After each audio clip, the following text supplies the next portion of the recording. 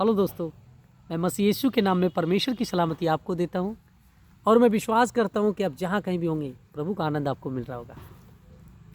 हम लोग पिछली वीडियो में देखे थे कि पौलुस और सिलास जब प्रार्थना करने जा रहे थे तब एक आत्मा पीछे से चिल्ला चिल्ला कर बोलती है कि ये पवित्र परमेश्वर के दास हैं, जबकि वो उनकी तारीफ करती है। लेकिन फिर भी पौलुस समझ जाता है कि ये आत्मा किस तरीके की है और उसको निकाल देते हैं। और जब वो निकाल देते हैं उसको, तो फिर उनको गुस्सा खाकर वो लोग पीटते हैं और पौलुस और सिलास को जेल खाने में डाल देते हैं। और जब जेल खाने में पौलुस पड़ जाता है तो उसका जो काम था प्रचार करने का, वो प्रचार करना नहीं रोकते। ना वो ये सोचते हैं कि अब हम तो जेल में आ गए भैया, आप क्या करेंगे। उनके पास सिर्फ एक काम है कि मुझे प्रचार करना है, चाहे जहाँ भी हो। और वो प्रचार करते हैं जेल खाने में और बहुत गंभीर बातों को बोलते हैं, अच्छी अच्छी बातों को बोलते हैं और फिर स्तुति के भजन गाते हैं और इतनी प्रभु की महिमा करते हैं कि जितने कैदी थे, बाइबल बोलती है, वो सब आनंद से सुनने लगते हैं। प्रेरितों के काम 16 अध्याय उसकी 25 से जब 40 तक आप पढ़ते हैं, उस स्टोरी को आप पढ़ सकते हैं। और ये एक मामूली स्टोरी नहीं, जितने लोग परमेश्वर पर विश्वास करते हैं उनके लिए एक आश्वासन है, एक गवाही है। क्योंकि प्रभु पौलुस के साथ जो किया, सिलास के साथ जो किया, उन्होंने उस गवाही को लिखा है और वो गवाही आपके साथ भी होगी।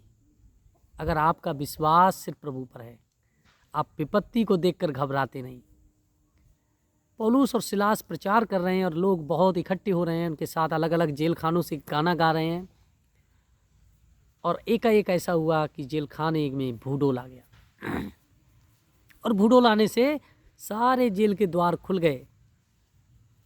और जब जेल के द्वार खुल गए, बंदी जो बंधे हुए थे वो भी उनके हाथ खुल गए। अगर ऐसा हो कि अगर प्रभु का वचन वहाँ नहीं दिया गया होता, वो सब भाग जाते, या हो सकता है जेल के जो लोग थे, कर्मचारी, उनको मार देते। लेकिन वो पौलुस और सिलास की बात सुनने में इतने दीवाने हैं कि वो भागे नहीं, बल्कि एक जगह इकट्ठे हो गए। जो अलग अलग थे, अलग अलग कोठरियों में थे, वो सब एक जगह इकट्ठे हो गए और अंधेरे में ही प्रभु की महिमा करने लगे, बातें करने लगे। वो कोई नहीं भागा। ये बदलाव मसीह लेकर आते हैं। हर उस राज्य में जहाँ क्राइम रेट सबसे आगे होता है, अगर वहाँ मसीहों को मौका मिले तो मसीह उस क्राइम रेट को बहुत कम करते हैं।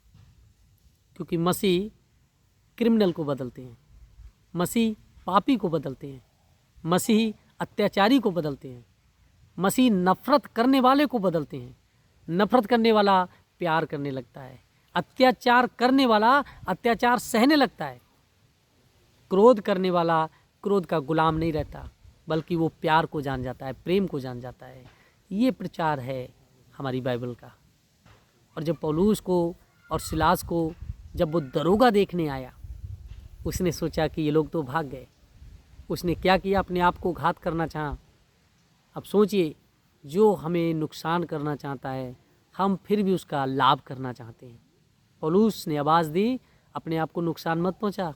हम में से कोई भागा नहीं है, हम लोग यहीं हैं।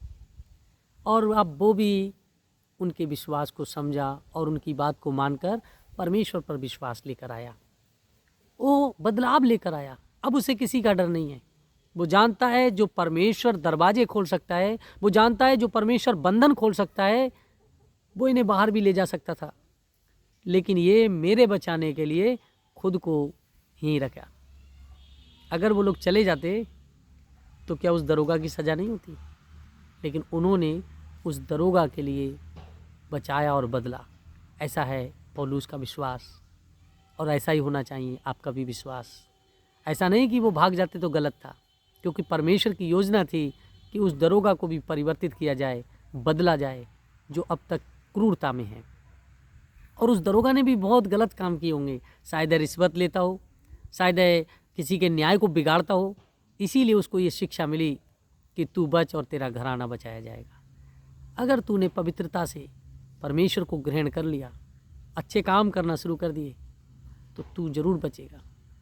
और तू बचेगा तो तेरा पीछे घराने को भी तैयार किया जाएगा बचाने के लिए।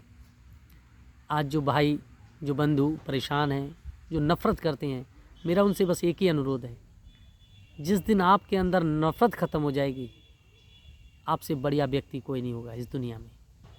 सबसे अच्छे आप होंगे, क्योंकि आपने अपनी नफ़रत को हरा दिया है।